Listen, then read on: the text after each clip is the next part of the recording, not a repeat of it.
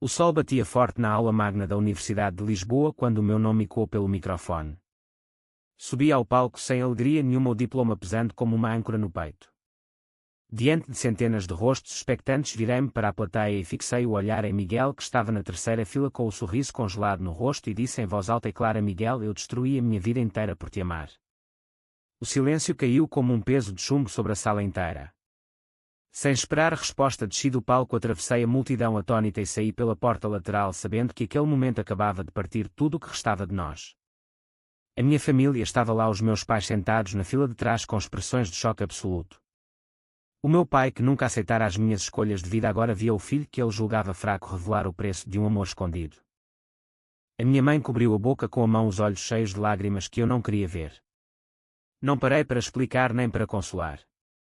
Corri para o carro que deixara estacionado perto da entrada lateral e arranquei sem olhar para trás. O telemóvel começou a tocar quase imediatamente o nome de Miguel pescando no ecrã, mas eu ignorei. Dirigi-me para sul pela autoestrada sem destino definido, apenas a necessidade de desaparecer de tudo o que representava o meu passado. As memórias vieram em ondas enquanto a paisagem mudava para os campos do Alentejo. Lembrei-me do dia em que conhecera Miguel na cantina da faculdade há 4 anos. Ele estava sentado sozinho com um livro de direito aberto, mas os olhos perdidos no vazio. Eu era o rapaz novo vindo de Coimbra, tímido e ansioso por fazer amigos. Sentei-me à frente dele e perguntei se podia partilhar a mesa. Ele sorriu, aquele sorriso quente que me desarmou imediatamente, e disse: claro, fica à vontade. Conversámos durante horas sobre tudo e nada. Ele contava-me das expectativas da família rica de Lisboa, o pai advogado influente, a mãe dedicada à imagem social. Eu falava da minha vida mais simples em Coimbra, onde os pais esperavam que eu fosse o filho perfeito, discreto e bem-sucedido. Nenhum de nós mencionou o que sentíamos, mas o olhar que trocámos ao despedir-nos dizia tudo. Nas semanas seguintes encontrávamos-nos em segredo nos parques da cidade ou nos cafés escondidos do bairro alto. Miguel tinha medo da família. O pai já falava em arranjar um casamento conveniente com a filha de um sócio. Eu aceitava o segredo porque o amava mais do que temia o mundo. Mas o preço começou a aparecer cedo. Perdi o estágio que tanto desejava porque passava noites em claro a ouvir Miguel desabafar sobre a pressão que sentia. Comecei a faltar às aulas de psicologia quando ele precisava de mim para o ajudar a estudar para os exames. A minha saúde mental deteriorava-se devagar. Ansiedade, ataques de pânico que eu escondia de todos. A minha família suspeitava. O meu irmão mais velho perguntou-me uma vez se havia alguém na minha vida. Eu neguei com veemência porque prometera a Miguel que o protegeria. Ele retribuía com momentos de ternura que me faziam esquecer o resto. Uma noite no seu apartamento em Campo de Ourique, ele abraçou-me e sussurrou que eu era a única coisa real na sua vida. Eu acreditei. Mas a realidade era mais cruel. A família dele organizou um jantar formal onde apresentaram a tal rapariga, Ana, filha de um juiz. Miguel aceitou o encontro para não levantar suspeitas. Quando me contou, senti o chão fugir. Ele jurou que não sentia nada por ela, mas a dor ficou. Eu comecei a questionar-me se o nosso amor valia tanto sacrifício. Ainda assim fiquei. Apoiei-o quando ele teve de fingir namorar com ela em eventos familiares. Perdi amigos que não compreendiam porque eu andava sempre ausente. O meu orientador na faculdade chamou-me à parte e disse que o meu trabalho estava a sofrer. Eu sorri e disse que estava tudo bem. Mas não estava. A minha mente era um turbilhão constante de medo, de perda e de culpa. Agora, enquanto dirigia para o sul, percebia que aquele dia da formatura era o ponto sem retorno. Tinha dito a verdade em público, o amor que me consumira por dentro. E agora tinha de desaparecer para que ele finalmente acordasse para o que tinha feito comigo. Parei numa aldeia pequena chamada Monsaraz, o sol a pôr-se por trás das muralhas antigas. Aluguei um quarto numa casa velha, sem internet, sem contacto com o mundo. Sentei-me na varanda a olhar para as planícies e chorei pela primeira vez em meses. O preço que paguei era alto, mas talvez agora Miguel entendesse o verdadeiro custo do nosso segredo. Na manhã seguinte o sol entrava pela janela velha e eu acordei com o peso do que tinha feito. O telemóvel estava desligado há horas e eu não tinha intenção de o ligar. Levantei-me e desci à cozinha, onde a dona da casa, uma senhora idosa chamada Dona Rosa, me ofereceu café e pão fresco. Ela não perguntava nada, apenas sorria com compreensão, como se soubesse que eu fugia de algo grande. Passei o dia a caminhar pelas ruas empedradas de Monsaraz, pensando em como tudo começara a desmoronar. 3 meses antes da formatura, Miguel e eu tivemos a nossa pior discussão. Ele chegara à casa tarde depois de um jantar com a família e com Ana. Eu esperava-o no apartamento dele com o jantar pronto, mas ele entrou cheirando a perfume dela. Não foi nada, disse ele, mas eu vi a mentira nos seus olhos. Gritámos um com o outro pela primeira vez. Eu acusei de me usar como escape enquanto construía a vida perfeita que os pais queriam. Ele respondeu que eu não entendia a pressão de ter um nome para honrar. Acabei a noite a dormir no sofá e ele no quarto sozinho. No dia seguinte ele pediu desculpa com flores e promessas, mas o dano estava feito. A minha ansiedade piorou. Comecei a tomar comprimidos que o médico da universidade prescrevera, mas escondia de todos. Perdi peso, não conseguia concentrar-me nos trabalhos finais. A minha mãe telefonou preocupada porque o meu irmão lhe contara que eu parecia distante. Eu menti dizendo que era só stress da formatura. Miguel, por sua vez, mergulhava no trabalho da tese de Direito tentando impressionar o pai. Ele falava em ir para um escritório em Bruxelas depois da licenciatura como se isso resolvesse tudo. Eu via o abismo a abrir-se entre nós, mas não conseguia largar. Uma noite ele chegou e abraçou-me com força dizendo que me amava mais do que tudo. Eu acreditei de novo. Mas o preço subia. Rejeitei uma oferta de intercâmbio em Barcelona porque ele disse que não aguentaria ficar sozinho. Perdi a oportunidade de publicar um artigo importante na revista da faculdade porque passei semanas a ajudá-lo a preparar a apresentação para um concurso de direito. Os meus amigos afastaram-se um a um. O meu melhor amigo João perguntou-me diretamente se eu estava com alguém e eu neguei. Ele abanou a cabeça e disse que eu estava a destruir-me por nada. Eu respondi que o amor valia tudo. Agora em Monsaraz percebia como estava errado. O amor não devia exigir a destruição de um. Caminhei até ao castelo e sentei-me no muro a olhar para o horizonte. O telemóvel continuava desligado, mas eu imaginava as mensagens de Miguel cheias de pânico. Ele devia estar a ligar para a minha família a tentar perceber onde eu estava. A minha mãe provavelmente em lágrimas, o meu pai furioso. A família de Miguel devia estar a pressioná-lo ainda mais agora que o escândalo da formatura se espalhara. Eu sabia que ele enfrentaria o pai que o acusaria de trazer vergonha para o nome da família. Talvez agora ele sentisse na pele o que eu sentira durante anos, o medo constante de ser descoberto, a culpa de esconder a verdade. O vento frio da tarde trouxe-me de volta à realidade. Voltei para a casa e ajudei Dona Rosa no jardim.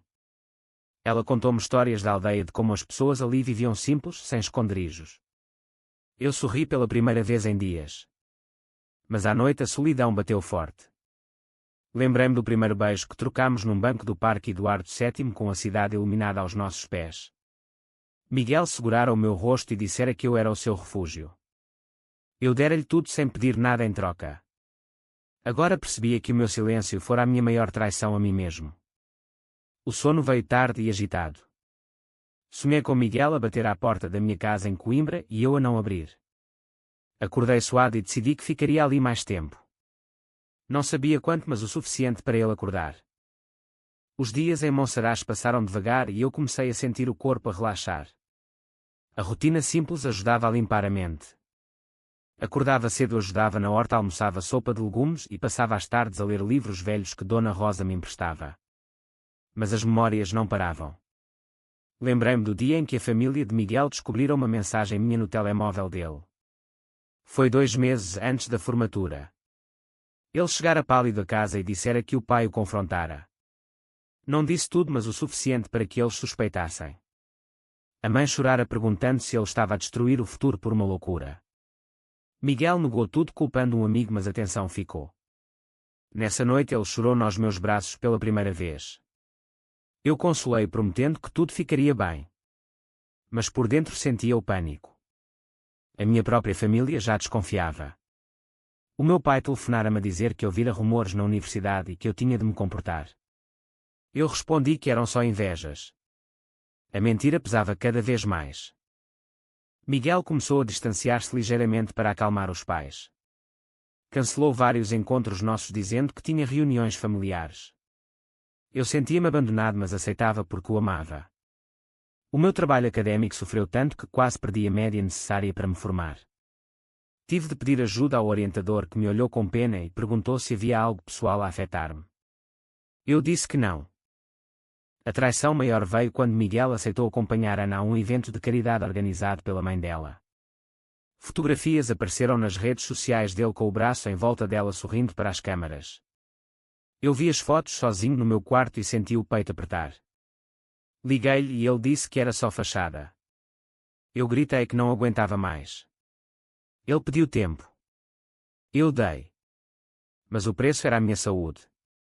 Perdi o sono, comecei a ter pesadelos onde ele me deixava para sempre. Na semana da formatura eu decidi que ia contar tudo. Não aguentava mais o silêncio. Quando subi ao palco, o discurso que preparara evaporou-se e as palavras saíram sozinhas. Agora aqui em Monsaraz eu via o resultado. Dona Rosa perguntou-me uma tarde se eu estava bem.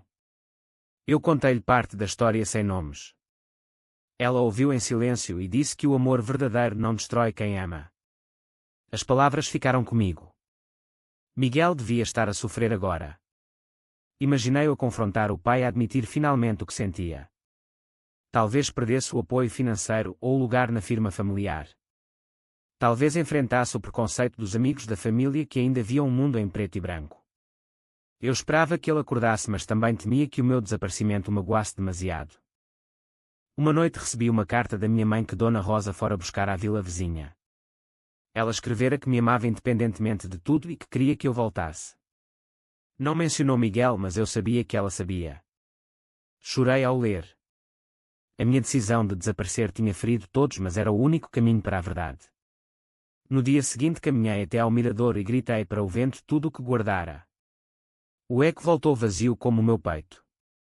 Comecei a sentir que talvez pudesse reconstruir-me ali longe de tudo. Mas o pensamento em Miguel não saía. Ele tinha de enfrentar sozinho o que eu enfrentara durante anos. Passaram 2 semanas e eu já conhecia todos os cantos de Monsaraz. A aldeia tornara-se o meu refúgio. Trabalhava na horta com Dona Rosa, ajudava no café da praça e à noite lia à luz de uma vela. O mundo exterior parecia distante até que um dia um carro parou na praça principal.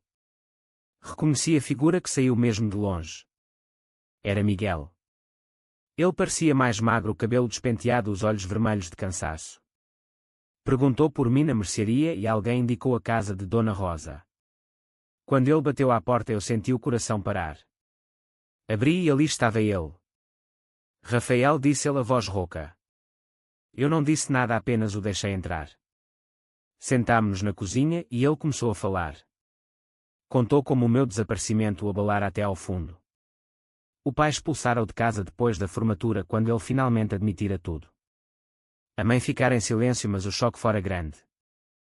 Ele perdera o estágio prometido na firma familiar e os amigos afastaram-se com desculpas.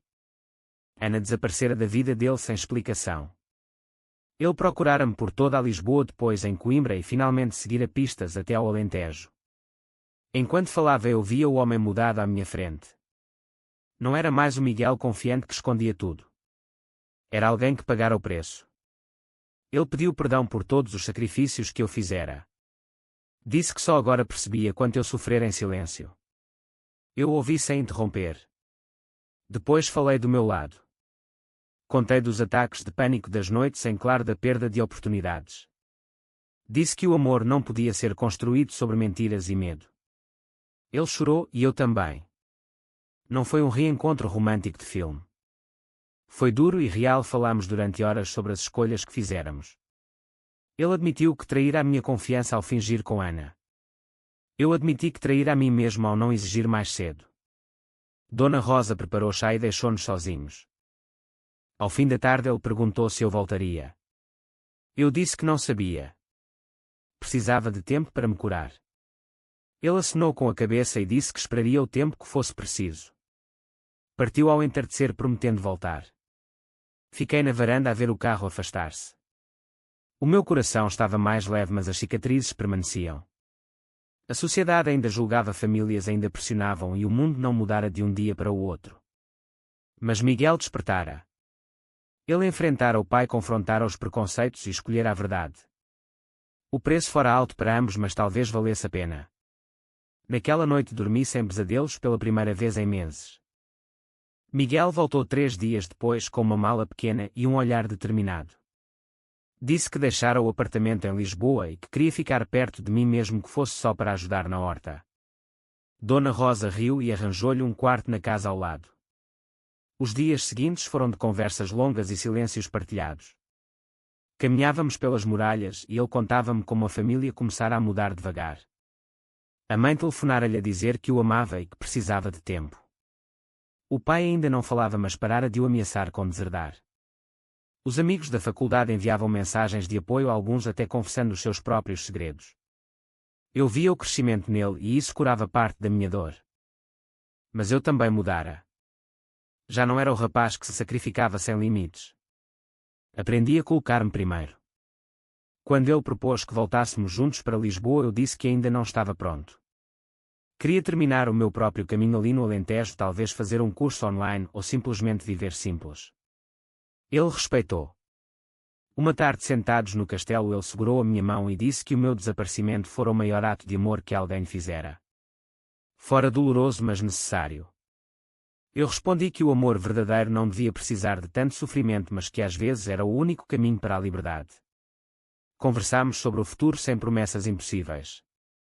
Talvez um dia voltássemos a viver juntos, mas agora cada um tinha de se reconstruir. A minha família também veio visitar.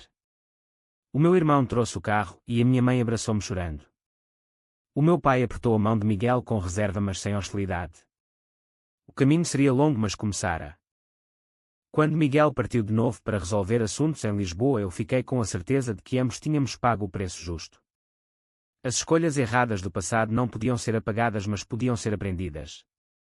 O sol punha-se sobre Monsaraz e eu sentia paz pela primeira vez. O amor sobrevivera, mas transformado, mais forte e honesto.